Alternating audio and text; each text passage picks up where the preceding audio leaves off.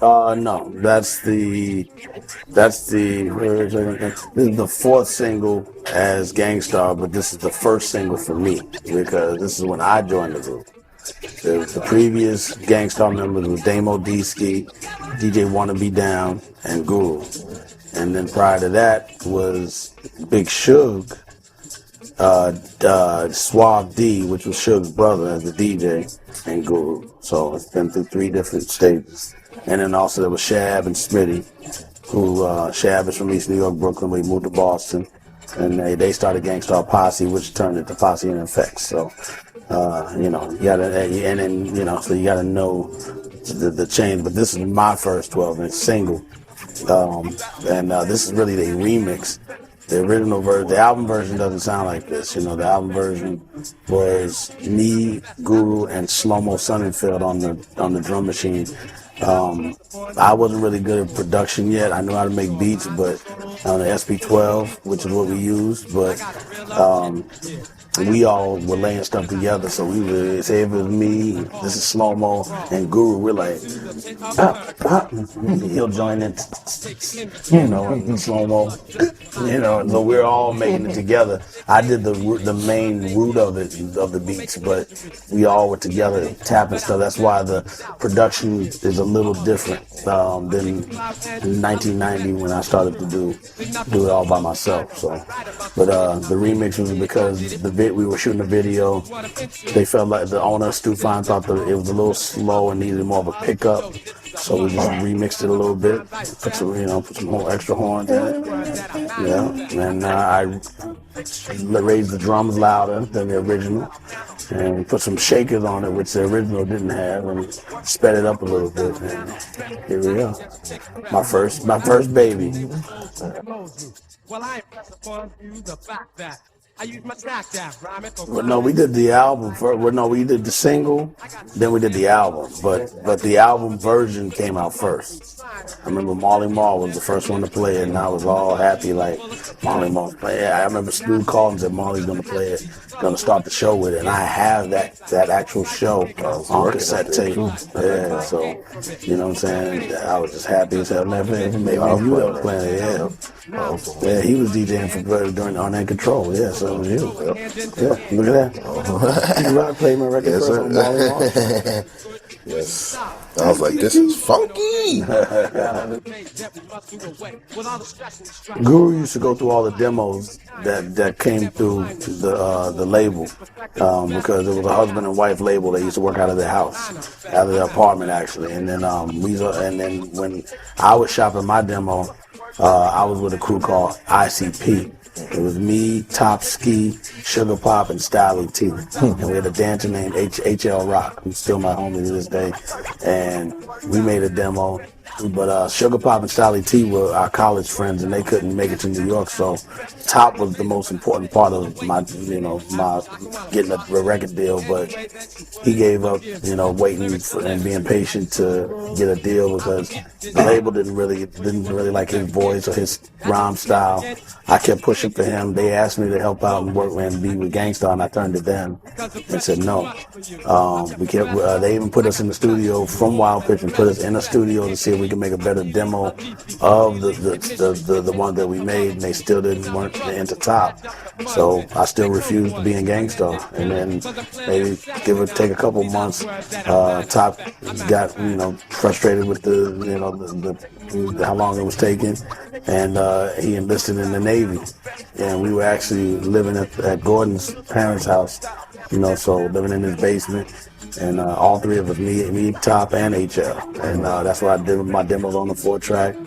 And then from there, I remember when Top told me he was going to go to the military, I thought he was just talking a lot of shit. And then I remember I was there when the recruiting officer hit the doorbell, and I answered the door, and he's like, yeah, I'm looking for Theodore Campbell. And I'm like, for what? He says, he enlisted in the Navy.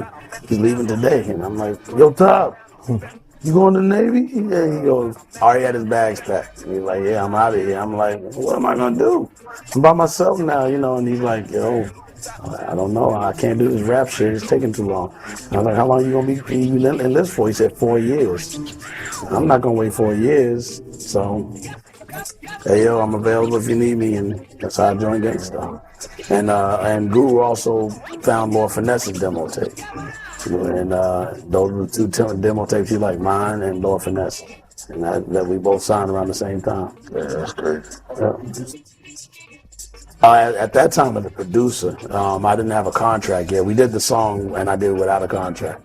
And my parents were like, I went back to college in Texas, and my parents were like, you need a contract. They can, they could jerk you around and this and that. You already got a video. And, I was like, yeah, should I sign? And they were like, well, you should get a lawyer.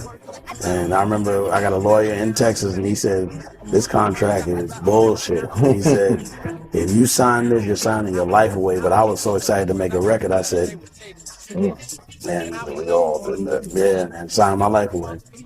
And then later on, come to find out, I couldn't get out of the contract.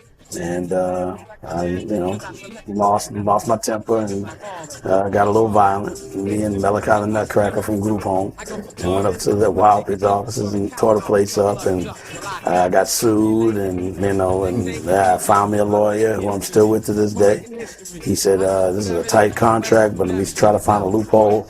He found one little loophole in it that got me out of the contract, and we got signed to Chrysalis Records, and once we met Branford Marcellus and Spike Lee, because we did the Mo Better Blues soundtrack, and then we got signed to Chrysalis in 1990, and that's when we just stepped in the arena. And I would like to play a little tune I just composed. Mo Better Blues, yeah. Spike saw the Words on Manifest video and said Guru looked a lot like Malcolm X, so that made him buy the album. He bought the album and heard jazz music. But he was shooting Mo Better Blues at the same time. We finished it like in 3 days because we did it with a band and all of that type of stuff. But my initial track was the Kool and the Gang sample, and I brought that. We worked around that whole sample, and then when we came to shooting the video, Spike wanted a more simpler version. So I said, well, let's go back to the original way I looped it and take all the band stuff out. And because I really wanted that my version anyway, and I already had the boom, boom, boom, boom, boom, boom, I already had that in there, and we just stripped it all back down to the original way I brought it to them to present it. And I was so happy because we got to do it to my version where, everybody got to be satisfied. The soundtrack version did what it did. Our version was for the video.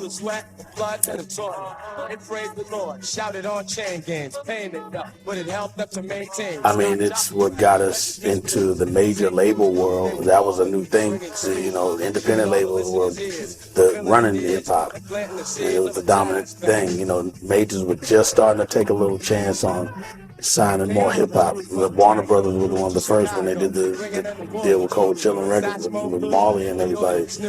We were like, wow, they're starting to pick up rapping, first priority with all the, Audio 2, MC Light.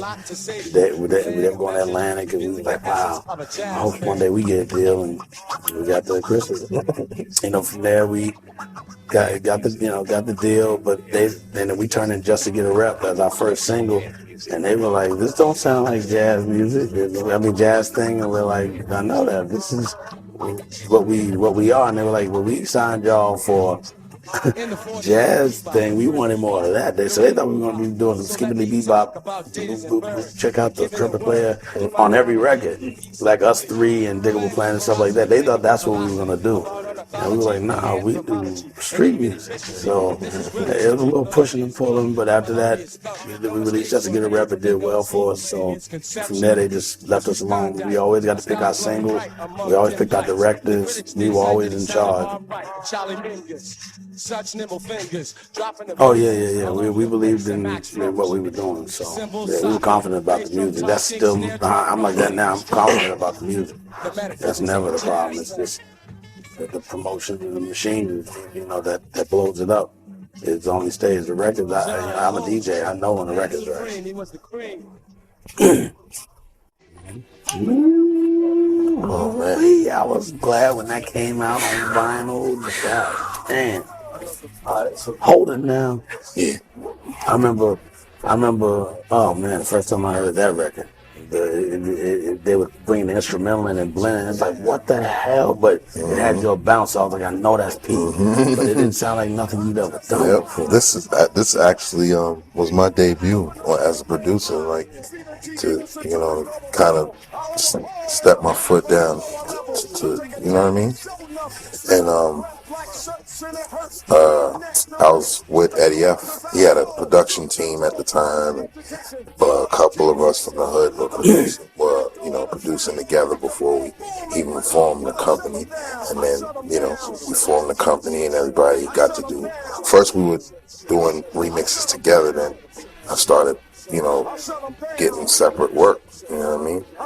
For Def Jam. This was a major thing for me because it was a major rap label at the time, and Public Enemy was at the height of their career, and I was just coming up, and I just wanted to bust through with something, and this was it right here. 1, 2, 3, 4, 5, 6, Never met them, never talked to them. Just that 2-inch tape though. Exactly, and hot. It happened because I used to work in the same studio that the producers for Public Enemy worked in. So, with that, and then they know of me working in there and hearing me do little stuff, and you know what I'm saying. So that's how that happened. No, it was I did shut them down in Green Street. Yeah, Green Street Recording Studio. That's where Ice Cube did America's Most Wanted. That's where Public Enemy recorded, like all their first stuff. And Takes a Nation, their first album, their second album, they recorded everything in Green Street. That was a plus for me because I already was comfortable with that studio after working with in Chungking and a couple other studios that were around. That one right there was my most comfortable. I felt really comfortable working in it for some reason. Yeah, this is it. Yeah. Because the beat, it was just different from anything that anybody's ever done. Because I felt I was past the baton from Marley Marl, and I just took it and ran.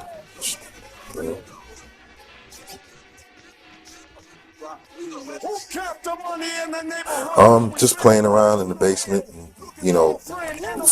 listening to stuff, and I heard a bass line that I was like, okay, let's try this one, and then started, sampling the bass line, and then just, playing with records and looking for sounds, and I would take every little sound that I heard that matched the tone of the bass line, I would just sample it, just put it in. So it was like putting a puzzle together. So that's basically how I treated it.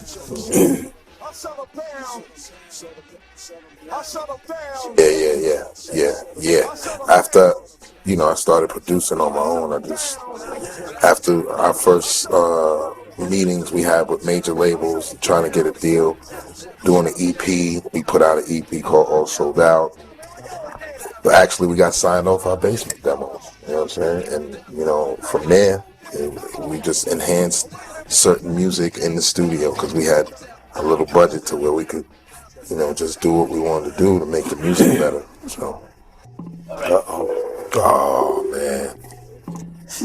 Yep. Everybody's like the water drop beat. This one right here, I made in my apartment. At the time, Guru wanted to sign 3 artists to Gangstar Productions. He said, you'll sign 3, and he'll sign 3. I didn't have any groups yet, so J. Rue and Group Home were friends of ours, and Big Suge was the originator of Gangstar, so Sugar just come out of jail, so he was still getting back into learning how to flow right and everything, dress right the whole 9 yards, and out of the 3 demos that were going through, Lil Dap wasn't really rhyming yet. He was learning from just hanging around the house everybody's freestyling. We had a drum set that Branford Marcellus used to that had left in his house when we lived there. And me and Dap used to play the drums all the time. I taught him how to do the hi-hat and the kick and make it and do all of that. So we used to, out of everybody, J. Rue was the most polished as far as his demo and his voice. So, and I told Guru, let me let's start with him because he seems like he has more of a chance to blow with his voice style. And I remember he came to my apartment. I just moved and to my own pad, and he came by the house. And I wanted to put more music to it, but I said let's record it like this with just the water, with just the Shelly. You might say Shelly Man. I got sued for it, so it's already out there. But the Shelly Man sample, I was gonna add music, some melodies to it, but I said let's record a strip down just to get the vocals, and I'll add on top of that. But once I heard the way he spit, I was like, shit, I'm gonna leave it just like this. And I remember we gave it to Funkmaster Flex, and he played it immediately. And I remember we used to go to this place called Tavern on the Green. They used to have a hip hop night back then. It was a nice ritzy place with chandeliers, really expensive, and they had hip hop night. And that's when we were Moet freaks. Then we getting there. And I remember Fat Joe pulled up in a burgundy MPV and walked up to me and goes, "You want a front ward? Jump up and get butt." He goes, "Man, whoever made that song is a bad motherfucker." And I thought he was just joking. I thought he knew that I did it. And I said, "Oh, thanks, man." He goes, "Thanks." I said, "Yeah, I thought you were just complimenting for the record being, joking." He goes, "Wait a minute, you made that?" I was like, "Yeah." He goes, "Oh my God, yo, oh my!" Fat Joe just started hugging me like, "Yo, that record is gonna run the streets this summer." And it was a big record for J. Rue, and it was a big record for the whole Gang Starr Foundation. So this is a major part of my life right now. And shout out to Patrick Moxie, my manager, whose label it was, Payday Records. He said, "Yo, I'll do a deal with you." He gave us not a lot of money. And everybody got to eat. Sting like a hornet, knuckleheads get live and set it off if you want it dirty. Rotten sound cruises, punching crews, no jokes for styles. No, I made it with J. Rue in mind. Yeah, I was thinking about them. That's what I do with every artist. I think about what style actually is. It's like a tailor. I could waddle my big ass into a suit spot, and a guy will look at you and go, "You know what? I know what suit goes with you. This color, you should wear this." Same thing with artists. I imagine what my style should be for that artist. That's how deep we think. And sometimes the artist doesn't get it, which is fine. Sometimes you're like, "Oh, come on, man." But they're the artists too, and if they don't get it, there's always another artist that will. So most of the time we hit it right on the first try. Most of the time. So with him, they would listen to what my direction was, and they never argued any of the direction. They all went with what I wanted from the gate. So they all learned. Damn, nigga. Oh man.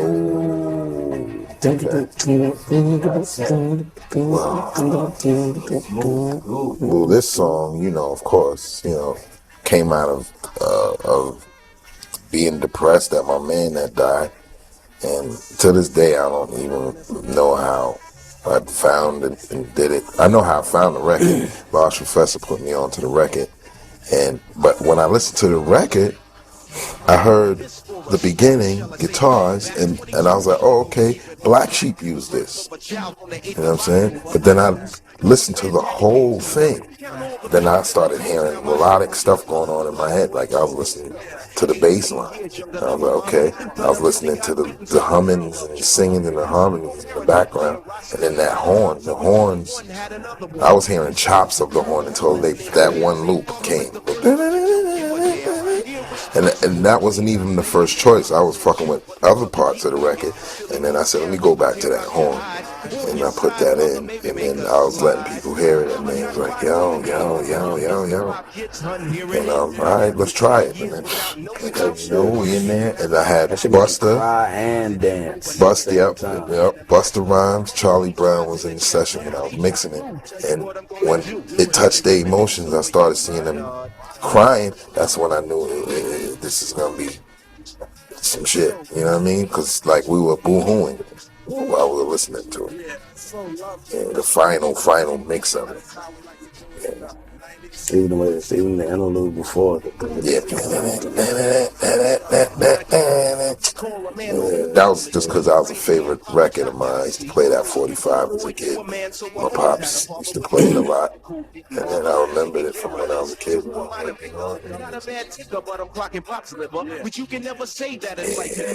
Yeah. Jazz and funk, reggae, it's classical.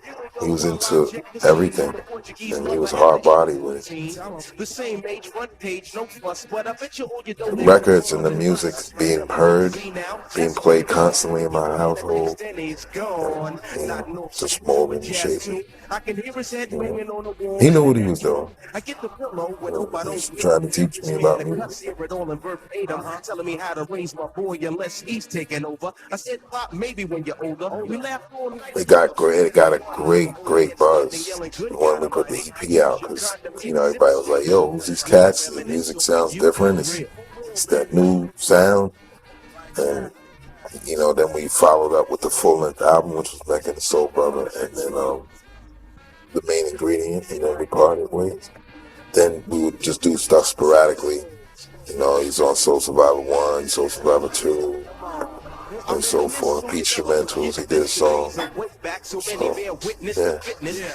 This was it. This is what defined me as a producer. This song right here. And it was like, it hit home for like a lot of people in the industry too. It's just a good song. Yeah.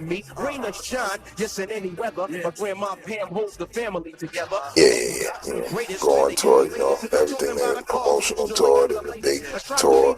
We toured with Naughty by Nature, TLC, Heavy D, you know what I'm saying? Yeah. Okay. That's my shit. That's my shiznit. With this is when Jay-Z signed to Def Jam with Rockefeller, because they were independent label too. With this, Jay has always told me the rhyme over the phone. Like, he'll be like, "Yo, I got this record.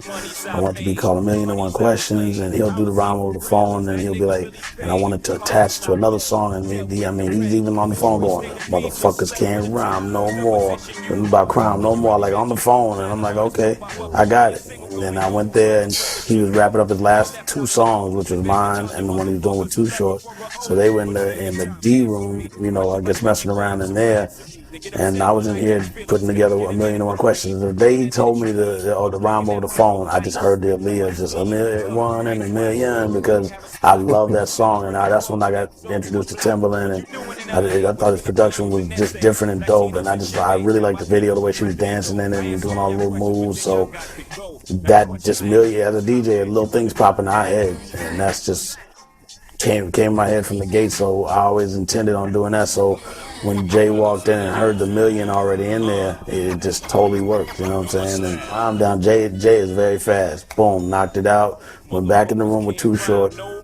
I did the Rhyme No More part, locked that up. So we come back in the room. He said, "That's it." Went in the booth, banged it, gone.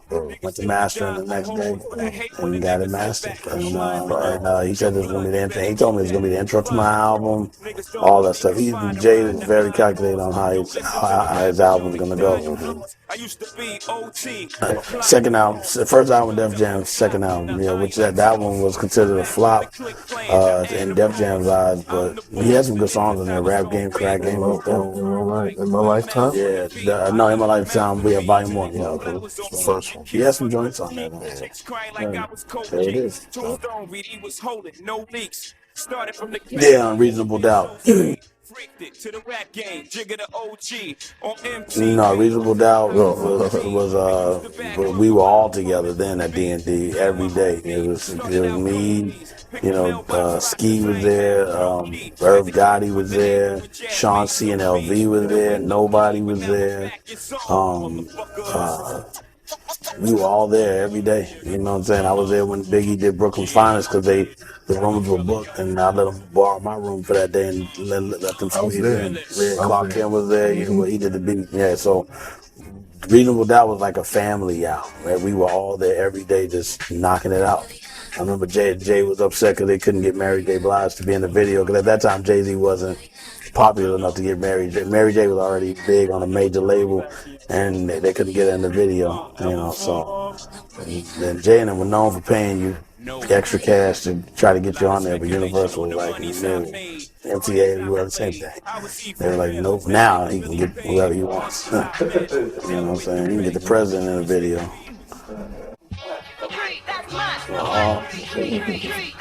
This on last night. Okay, I remember doing 3 things at once in the studio. The Hip Factory used to be on 42nd Street, and I don't know. It was beats at that time. I had felt I was, mastering what I was doing. So, I was like working on one thing, and they gave me another room to start to start ideas in there, and I ended up. But I make all my beats at home before I even go in the studio, so I'm already ready. All I gotta do is lay down the beats and then scratches or whatever. That's what I was doing back then. Yeah. And always home first. I was working on DOS Effects remix, Just Men. I was working on Down with the King, Run DMC, and then this remix, all at the same time. They had booked all the rooms in there. Yeah. And I was knocking remixes out in one night, so I would tell them, look, man, just send the stuff, and I'll get it done for you. You'll have it done by tomorrow. You know what I mean? And that's what I was doing, man. I was spending the night in the studio, no shower, no bath, just stink. That's how you get funk? Yeah. And, ended up finishing three songs in 2 days. Funky right now. Yep.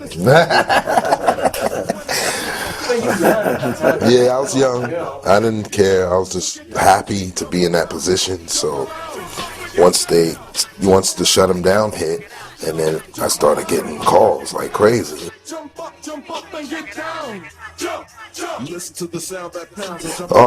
Yeah, I did lots of remixes because once one remix worked, everybody wanted me to do the remixes, so I started doing that. But then I was doing production too, because I had a record deal and I was putting albums out with CL Smooth, so people wanted beats from me. You know what I'm saying? Alright, fuck that shit. Word. Oh shit. First. We gonna do a little something like this, you know what I'm saying? Keep it on. Illmatic. You know what I'm saying? Okay. I guess I could say I went first after Large Professor, because I used to see Large Professor at Chung King a lot. And he was playing me stuff like one of the first records. I remember that I was there when he made One Time for Your Mind, and him and Nas were just being there, just bullshit, just making just random stuff. I was like, yo, that's gonna be on the album too, and he'd be like, nah, we're just messing around. And One Time for Your Mind was just a mess around song. And then I heard the original way that Large Professor did It Ain't Hard to Tell. And then I remember when he remixed it, it was really the remix version is the one that's on the album. It's just that. I was like, I don't know about when he redid the Michael Jackson version. The Human Nature, but they had the original where they had the Human Nature playing all the way through, and then he.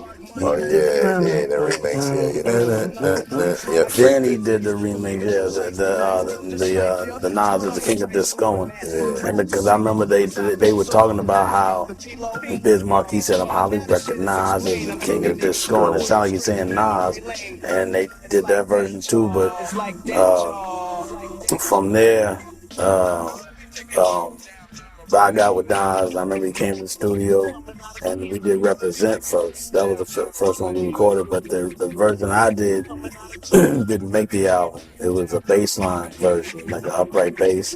And then I swear to God, as soon as I heard Pete do The World Is Yours, which I was actually at his session too, at Battery, and watching later scratches and everything, I heard his version and went back to the studio to remix mine because I wanted to have the hottest beats on it. It was like that's how much of it was a competition, but also just respect, because it was like, wow, that sounds better than what I'm doing, and it was unique. No, it was on the same level. But it was just I'm really into this uniqueness, and Pete brought the uniqueness where it was just so different. I was like, damn, I could do better because I really didn't feel like the version I had was up to that level, and I really, pride myself on being on the same level. So he brought a whole different spark to it, and then I did New York State of Mind already, but I knew that I had to do a third record, which was Memory Lane. Which even Memory Lane, I didn't like the sample, the Ruben Wilson. I liked the sample, but I wanted all mine to be just really hardcore. And I was like, nah, we got to do something different to show something different. And I was like, all right, I'll do that. And then boom. The representative that's on the album, it was the last version that I did to close out the album. Actually, Life's a Bitch was the last song on the album because I went to that session to drop off the mix of Represent to let Nas hear it. And that's when I met his father, and he was in the studio, Chun King, doing the horns, Life's a Bitch, and all of that. And I remember he kept saying, Pop, you got to do more like this. And he goes, you want me to go down or you want me to go way down? He goes, go way down. And I remember the last take he did is the one that's on the record. Like I remember to that day, that's when I met AZ and everything. The world is yours. I don't know what you're doing. Had you heard any of the songs on the album besides that? You hadn't even heard my stuff yet, right? Nope. That happened from hanging in Queens. I used to hang in Queens, like in Jamaica and Flushing a lot. And I was hanging with like other rap artists, Drez from Black Sheep, Royal Flush, Mike Geronimo, you know what I'm saying? And we would go hang out in Queensbridge, go mess with Havoc and Pete, and Lord used to bring me all around. And he brought Nas up to my house. He's like, yo, I want to introduce you to my man. He brought him up, and I started playing beats for him. And then I went to a couple of discs, and then found there was already made already. I had found it and played it for him, and he was like, yo, that's the one. And then he was vibing to it for like an hour, and he was like, yo, Pete, I want you to sing this. And he started singing it to me, and I was like, nah, I don't want to sing on it. He was like, nah, son, you know how they try to convince you all the time, yo, fam, da, da, da. So that's what he did. He did a lot of, it took them a lot to get me on it to sing. He's like, yo, just do it like this. And he was singing it, News World is this, the world is yours. I remember when I heard the beat and I heard it break it down, break it down, break it down. I was like, so I was really, really proud of it because it actually made Premier go back and do better. So. And I remember Nas, whenever he's coming up with his rhyme, he always covers his mouth and rhymes to himself. Speakers of blast, he's like, when you'll see him. Because if you cup your mouth like that, if the music is playing in the background, you can actually hear yourself like if you're in your own room. Circumference, but I was really happy the way the song came out. Everybody's reaction to it was like, and to be at the session, like I've never. Yeah, he was there. A lot of times producers are not at other people's sessions. We're like, no. He was perfectly invited. We hung out. Premiere, even the scratches on here, he did in one take. No. Punch in from there. He literally, I sat there, I watched him just keep cutting it. Hell yeah. Nas needs to do this again. The same people. It'll be a smash. You should do it before it's too late. Come on, Nas. What's up? We're ready, baby. We're charged. Got the batteries. I'm over ready for that. Yeah. We'll slaughter that record. Slaughter. He knows it. If he doesn't, just sit down with us. Just leave beats. He would just anoint people with what we've been waiting for. A remake we still make hot beats. It should be done, and you're still out here spitting. So you should really be considering. Our budgets are lower now. Yeah, exactly. The game has changed. Yeah. We got discount prices. Yeah. Yeah, you because you're excited because you already know lyrically he's gonna tear it up. Well, I believe honestly, like he cannot actually have the idea of doing this album again without the guys who you know what I'm saying, without me or him. You can't do it without us. You know, I'm not saying he can't do it like, oh, you know, I'm saying like you gotta include us. You know what I'm saying? Yeah, it won't be the same without. People are gonna look for man, Pete Rock on it. Oh nah, and somebody like Nas, it makes you want to go make it from scratch. You don't even want to play stuff you already had. You want we go hard for him, like you know what I'm saying. It's like me, him. If we know we're gonna work with him and this is really gonna go down, then we in battle mode. We battling each other, like for real. You know what I mean? So I know he's gonna come with it. So I'm saying, damn, I gotta, you know what I'm saying? Yeah, that much and it's vice versa. You know what I'm saying?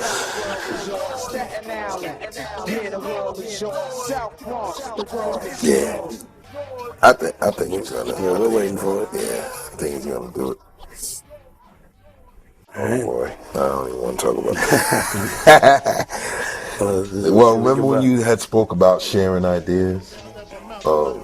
That's what we all did back in the days, and you know, that's how this happened. When Big came over, he heard me playing with the drums to the M2 record, Juicy Fruit, and next thing you know, Puff was there, everybody was there, and at first Biggie didn't like it. He didn't even.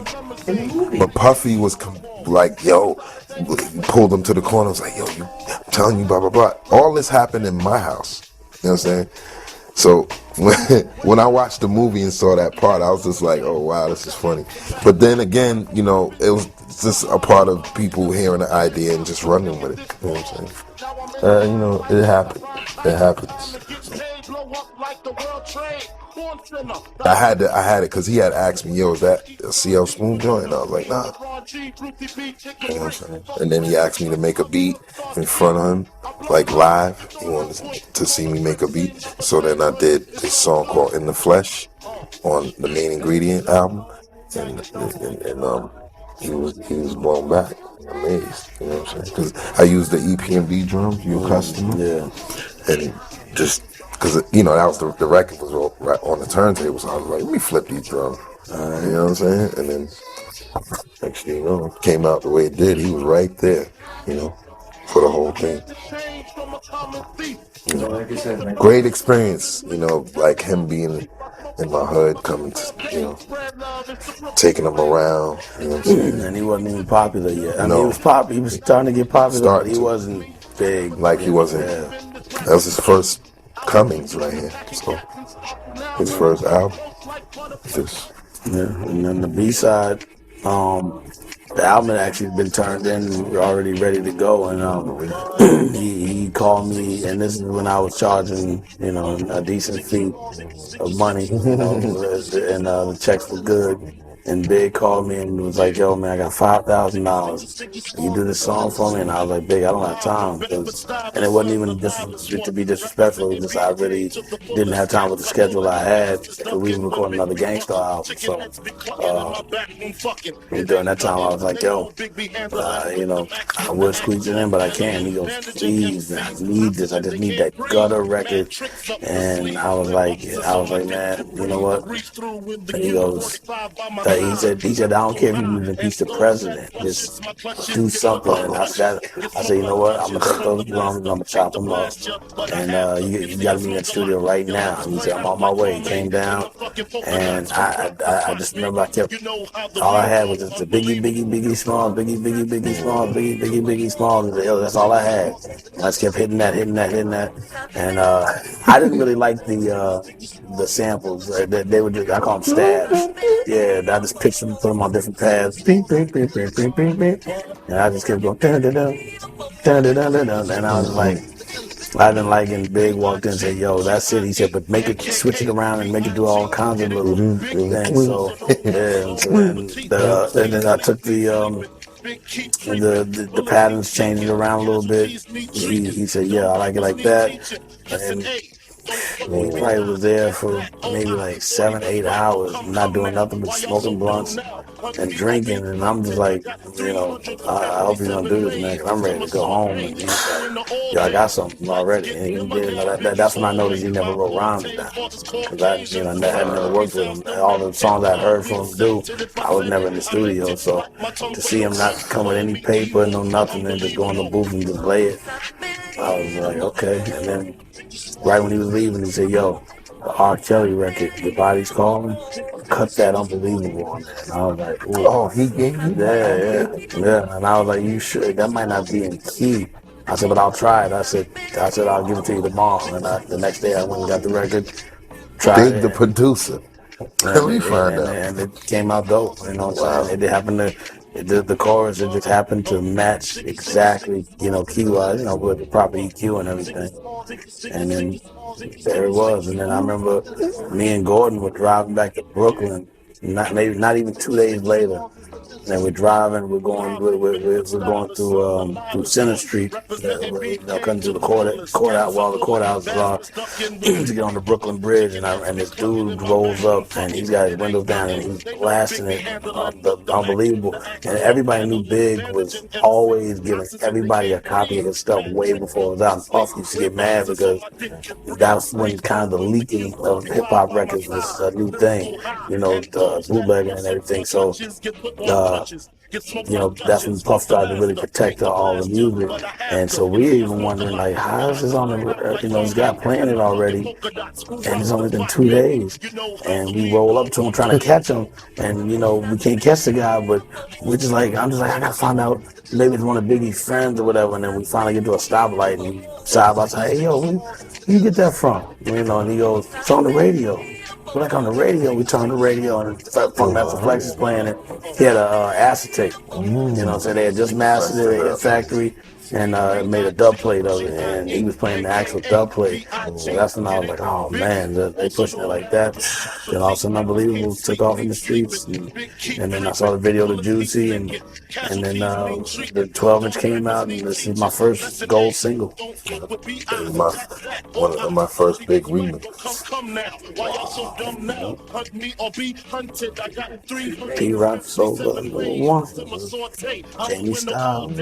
Lights get dimmer down Biggie's hallway. My forte causes Caucasians to say he sounds demented. Well, I'll be honest. At that time, I was all about getting those big checks, and 5,000. I was like, come on, man, I'm making 25,000. So I didn't think it was worth it. But I like Big because we were already friends. Because I lived in his neighborhood, lived in Bed-Stuy at the time. I lived in Clinton Hills, which is part of Fort Greene area, and we used to hang out a lot. All the time we'd hang out, so I can't really tell Big no. So I was like, all right, I'll do it for 5,000. But I remember when he went platinum, he said, next time I'll pay you whatever you want. And he paid me what I want. He gave me 30,000. So hey, that's what's up. Big looked that joint went. Yeah. Our first gold single. Yeah. Rest in peace to B.I.G. Rest in peace to the B.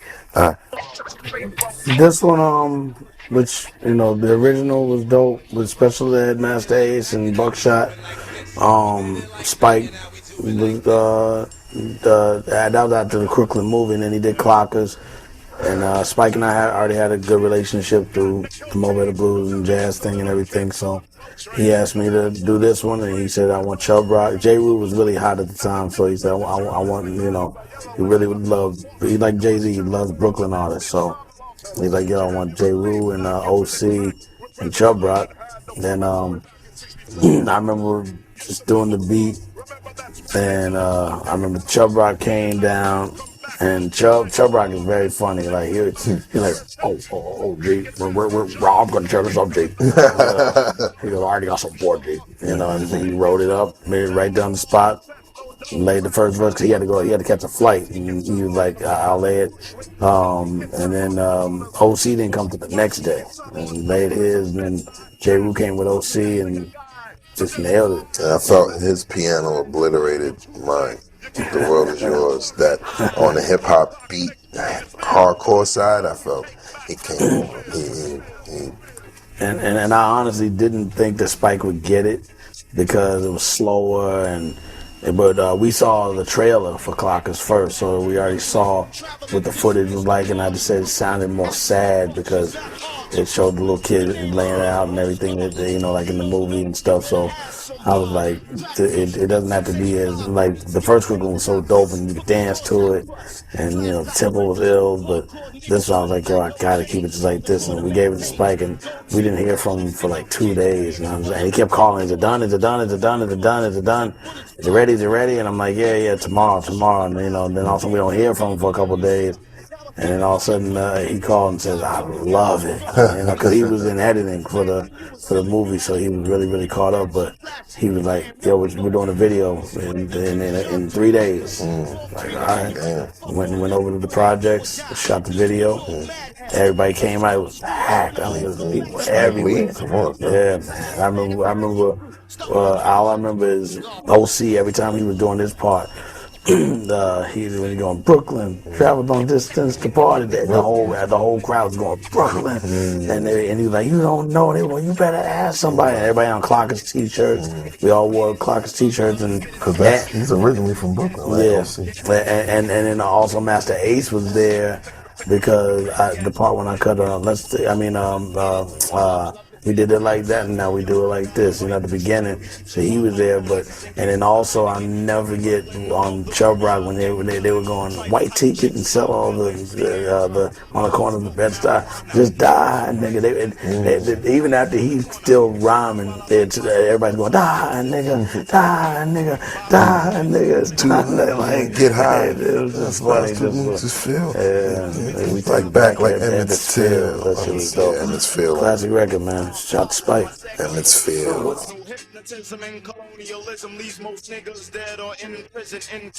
Right. The bell is actually in the sample. Yep. Yeah, you can't even take it out. Young Hope. It's in the sample. And I was like, no, I had this album. I had this for so long. It's just sitting in my crib, and I'm like, I didn't know he used that. But then, you know how you looking through your records to make beats, and then you just, okay, let me fuck with this. And then you put the needle down, and you're like, God damn it. Yeah. I've done that before. And that's the same record for Group Home, Up Against the Wall, the Getaway Car version. Yeah, I flipped that shit.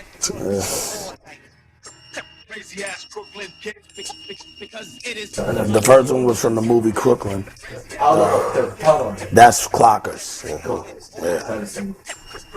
That's when Biggie came out, was ready to die. So Brooklyn, this hip hop period was popping. In the 90s, it was on high level, like hip hop music.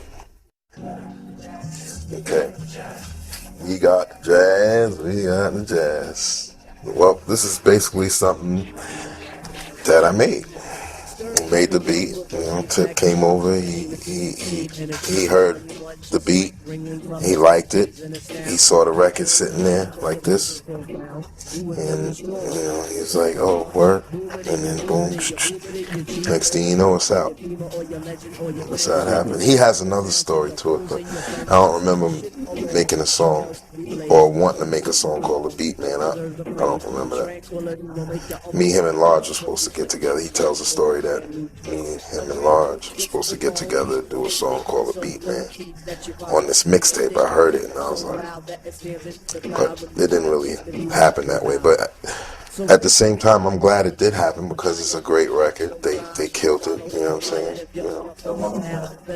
Yeah, it's, you know, I don't really like telling the story because people are a little sensitive about it, so I don't say much. You know what I mean? But you know, it is what it is, man. I can say I made this. You know what I mean? Yeah. But you don't see my name on the credit. You know what I'm saying? Hey, you know, pull the puppy on me. Yeah.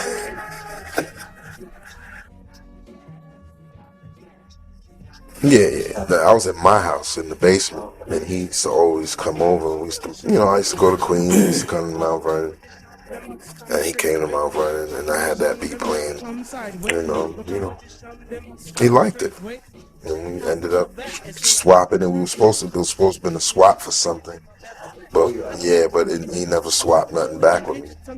Not a verse, nothing. So I wasn't there. Big L, rest in peace. Very, very, very, one of my favorite records ever. We were, on hiatus between the Owners album and coming off the Rage Against the Machine tour, opening up for them. And it's just crazy because we were about to go on that tour, and the label was like, before you do your next album, we think y'all should put out, like, y'all have so many, classic records, y'all should put out the greatest hits. And I was like, the greatest hits? I'm like, dang, like we too old to, I was really upset about it. I remember, I'll never forget the phone call with the label, and and then we had a good staff, because Moment of Truth had just gone gold in '98, and we had a successful tour with Smoking Rules, with Public Enemy, and Busta and the Home Flip Mode Squad. Black Eyed Peas were unknown yet. They were just opening with just a small little band and doing all these crazy jazzy band steps and spinning in the night with nice clothes on. And Maya was on the tour, and Wyclef and we was on tour. Right before we went on that tour with Rage Against the Machine, they were like, well, this album could come out just like this, because we compile everything. I said, well, let me compile the songs I think. Well, they gave me a list of what they wanted. I told them, yes, no, whatever. I said, and I just remember when Groove said, got the lyrical full clip from my Steve. Yeah, because we didn't want to call it Gang Star's greatest hits. And hip hop groups weren't putting out greatest hits out, so I was like, let's call it full clip, 10 years of Gang Star. And then Groove was like, no, let's call it a decade of Gang Star. And I was like, all right, so then that's why we pieced it together, full clip, a decade of Gang Star. And then the label was like, we want to do three new records, and we'll shoot 2 videos. So we were like, oh, word. So the day that we were going to go do full clip, because we wanted to have one we always do a song that's a title to the album. And that was Valentine's Day. And I remember with a friend of mine, and my phone, I was actually having sex. Literally. And my phone, that's when we used to have pages. And I'm having sex. I'm having sex, doing my thing, and all my phones are ringing. My cell phone, my home phone, my beeper, over and over and over and over and over. Like, I'm trying to finish, and I'm like, what the hell is all, what's going on? But you could tell there was something wrong. And then I finished and grabbed all the phones, and I see all these just mad phone calls, and I called back Lazy Lays, the manager for MOP, and I was like, yo, what's up? He's like, yo, man, yeah, Big L died. And I was like, what?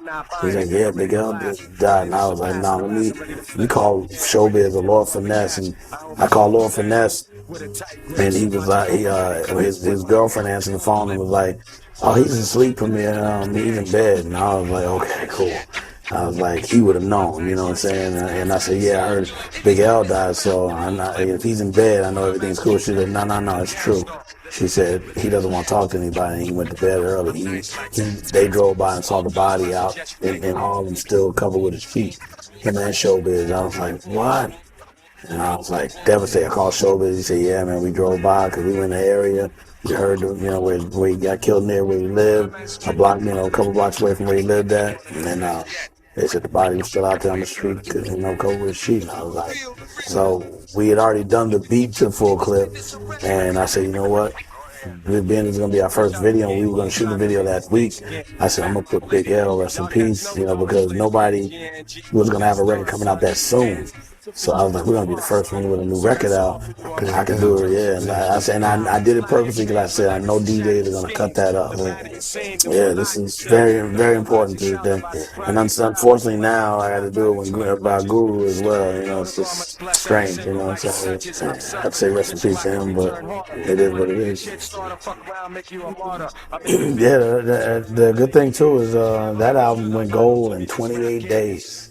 I thought about EPMD when they said 30 days later the LP went gold. And I remember when we went to go to Virgin Records in LA to go to some we had some business meetings to go to before we went on the tour, and some promotion to do.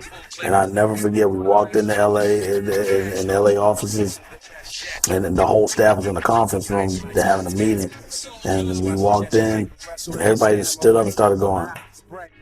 Man, everybody stood up. Me and Guru were like, what the hell? What y'all clapping about? When we turn around, they walk in with the big gold plaques, and we were, and they looked like platinum plaques because they were silver like the album, and they were just really well constructed. Like I think it's one of the most unique plaques ever done in making plaques, and just to have gone gold that quick and less than a month, we were like, wow. I got my copy. Yeah, you know what I'm saying? And when they walked in with them, and we were just so happy because Moment of Truth was our first gold, so we were so excited about that. And then to get another one, not even a year later, we were just like, man. Yep.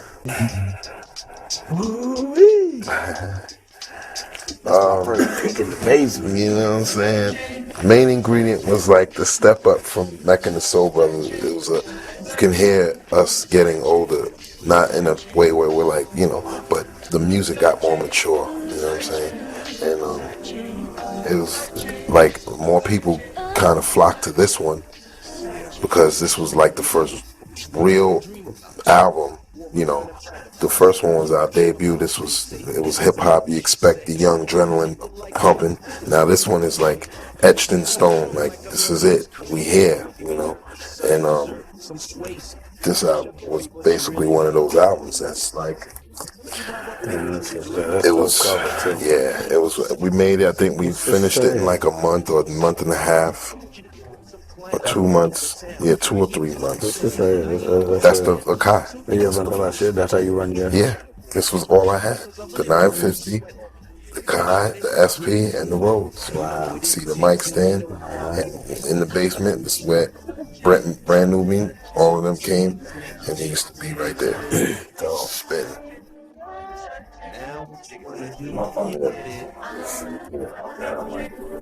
Look how big it is. It's like the boiler room. We had so much room down here. Equipment, all the records and equipment was like back this way.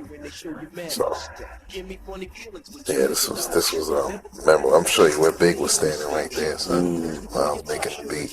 Yeah, see the drum machine right here. That's how Big was too. Yeah, he always liked to stand against the wall. He liked to watch you make the beat. Yep. Yeah, he'd sit there right across from you and just stare at you. Yep. The 1 hour going that way. I used to be looking at him like, looking at me. Yeah, the lazy eye. Yeah, but this was like one of our most important. As Pete Rock and CL Smooth as a group, this album was very important. And these were Gem Sounds. Remember Gem Sounds? Yeah, I remember Gem Sounds. I used to use my boombox. I used to have that picture that's on my laptop that I'm holding. I made all the shits on that one box. That Sony radio. Yep. Finally died on. And then like the album didn't go gold back when it came out, right? I think it did like 350, and then we found out that maybe years later that both albums went gold, Mecca and the Soul Brother and this.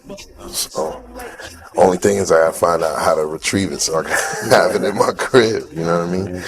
But so this was a fun album to make, and